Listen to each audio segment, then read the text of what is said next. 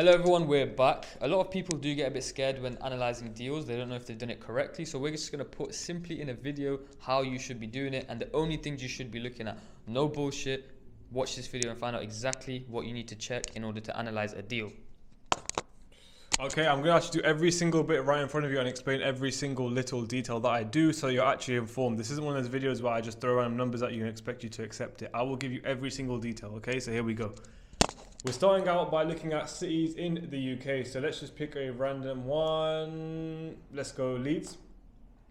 Why not? Right here, Leeds. Okay, what is city centre in Leeds? We pick city centre because it's most likely to have all the relevant attractions when you're testing. When you're testing to see if an area is good, you need to look at two things: the non-numericals and the numericals. This is how we test for the non-numericals. So Leeds city centre.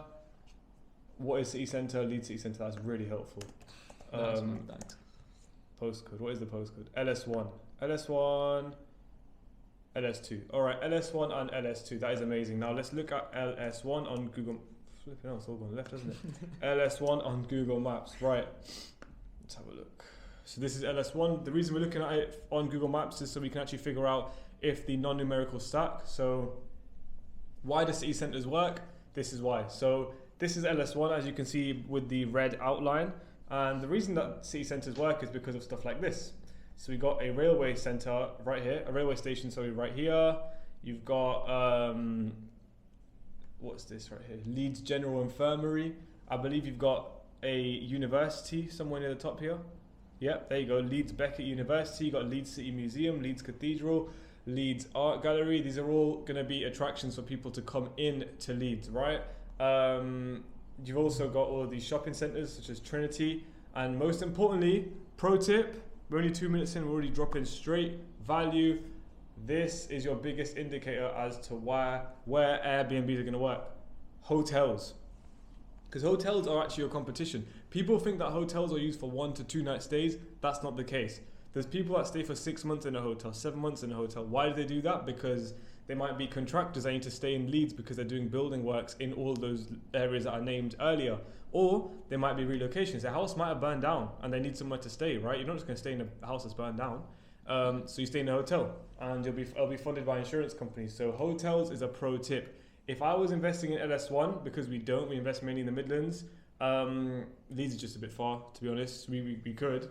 But if I would invest down where these hotels are. So if I zoom out a little bit, if I look at here, as you can see, just below the railway station, around the railway station, there's loads of hotels. So that would generally be where I would invest. So in terms of the checks, it all looks really, really good, and I'd be happy to invest here. All right, non-numericals tick. Now let's look at, non-numericals are always going to look good basically because there's always hotels, there's always indicators that might be good. Let's look at actual hotel studies. Hotel study Leeds. Let's see what cities have is investor pack. So they want to encourage investment into cities. So what you'll find is that every single city or most cities have hotel fact finds, okay? And I've used this before, I believe, in a video. But what this gives us is the average occupancy in Leeds. And I know it's outdated, 2013 to 2016, but as you can see, it was 75% and it was pretty consistently 78%. Generally in the UK, tourism's gone up and the need for these short stays and building projects has also gone up. I don't know if you know about HS2, but that's caused a lot of extra work needed in Leeds. So those occupancy rates have definitely gone up. We have friends who invest in Leeds and they have told us that they definitely achieve at minimum 80% if their prices are right. So that gives us an idea that the occupancy is solid. So not only do we know that the area is good, we know that the hotels are being booked out. And now we need to check the financials. Okay, if I'm being too quick, I do apologize. It's just that I don't want to waste your time boring you with loads of details. You only need to focus on the important bits when you're analyzing. So let's now look at the financials. What do I mean by the financials? So this is how you should analyze your deals. You should look at trackers like this. So get all the monthly expenses down on one area, and then you'll have a breakdown right here. This is our personal breakdown. And then you put in your initial investment. It tells you exactly how long it takes to break even. So I haven't put any numbers in, which is why it just looks random right now. What do I need to know to actually be able to run the numbers on Leeds? I need to know the rent, which is this box right here.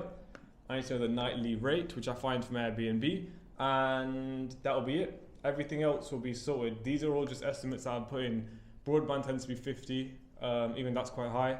150 for council tax is pretty standard for a 2-bed, 3-bed apartment, depending on the area, of course.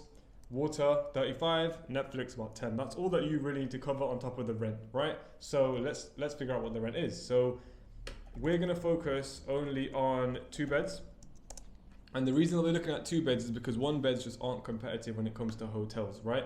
You aren't going to compete very well with a 1 bed because you're going to be pretty expensive compared to the hotel. You're only going to be able to accommodate 2 people just like a hotel room. Whereas for a 2-bed Airbnb, you can accommodate up to 6 people if you have a sofa bed. But we recommend 4 people in a 2-bed. So let's have a look.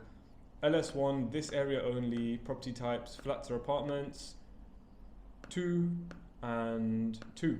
Okay, let's see what we got. Now what you're going to find is a bunch of ads. So this right here is an ad, and we don't want to look at those. We want to look at lowest price. So again, the ad is still there, but 775, that's way too low. As you can see, it's a one-off.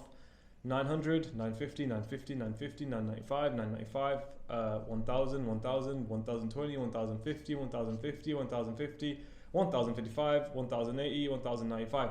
There's a lot of proof to say that 1000 is a decent average for rent in Leeds. Like, you don't want to be paying much more because, as you can evidently see, there's a lot below 1000, and you don't want to be paying much less because, as you can see, it's sort of where everything sort of peters out. So I'm just going to put into the deal analyzer, I'm going to put £1,000 as the rent, okay? And now we need to figure out the nightly rate. How do we figure that out? We go on Airbnb. So now that we're on Airbnb, let's put in some details. So it's LS1, Leeds LS1, and then we'll do just like a random, don't do like 1 to 2 nights because the rates will be slightly higher. Do a bit longer, and then add 4 guests because it's a 2-bed apartment, yeah? Chances are it's 2 double beds in the apartment. And we don't want to look at homes because they're not comparables. We will never compare with homes, okay? As we can see here, home, apartment, 127 a night. Okay, that's a bit of data, that is. Another flat, 84. So as you can see, there's a bit of a range. But this one, because they have 40 reviews, they seem to be in the game for a while. And the longer you're in the game, chances are they're probably paying a mortgage and not doing rent to rent, so they can actually achieve a bit of a lower rate. 139 for a flat. Okay, that's a bit high, I think. You got 150 for a flat. So looking at these numbers, let me see if I can find another flat here at 115. I would say if you were to jump into the market, even if you look at this little map on the right hand side and offer a property at 110 a night, you're not a massive outlier, and it's a good place to start. Okay, so let's pick 110 as a nightly rate, looking at the comparables of 2-bed flats in the area. So that's all of your costs covered. Cleaning, we would just charge the guests. So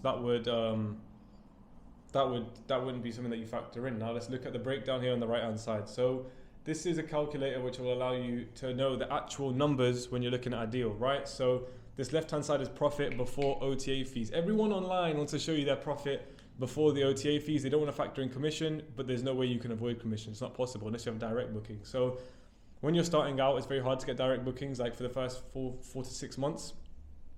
So we'd say you basically predominantly make your money on Airbnb and Booking.com, and this is how you'll break down the deal. So Leeds, in that hotel study we saw earlier, we saw that 78% was average. I know it's higher, I know it's 85%.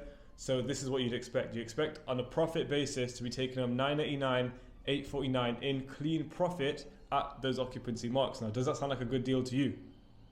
Definitely sounds like a good one to me. So if you were to pick up a property which was relatively decently furnished and you only needed to put a little bit in, let's say you had to put a deposit of 1 month's rent up front, which is 1,000, and you had to put about 4k into the furniture, photography, let's say you weren't even sourcing. That's a total cost of 5,150. 5150. As you can see at the bottom, if it was 70% occupancy, which is low, 9 months and you would have broken even. Let's say your contract is 2 years, you'd be making a lot of profit. And then in this analyzer as well, I've got all the amounts of profit that you'll make over time. That is everything you should really be considering when you're doing numbers. I'm going fast because this is YouTube and you can slow the video down, you can pause it, you can take notes. When you're looking at a deal, do not overcomplicate it. Just make sure that you've got enough comparables and that you're being conservative, okay? some people would look at the £150 night rate, be like, oh, I can do 150, which means that, oh, if I get 100% occupancy, I can make £2,000 a month. That's setting yourself up to fail.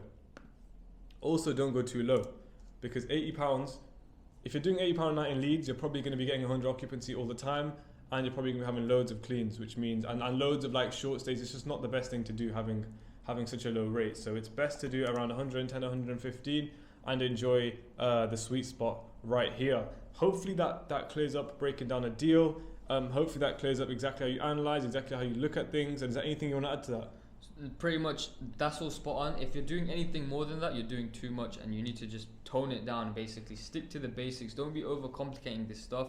It's all there. Like, literally copy that exact thing to an area that you are looking to invest in, and you will find success, and you will find a property which will work if the numbers look like this. If the numbers don't look like this, do not invest in that area. Pretty much, if they're better than this, invest in that area. Don't overcomplicate it, and don't have too high or too low expectations. Just keep it simple. Keep it simple. Yeah, 100%. Thank you so much for your time, guys. Thank you for tuning in, and let us know if that video was helpful. We're looking to drop heat every single week.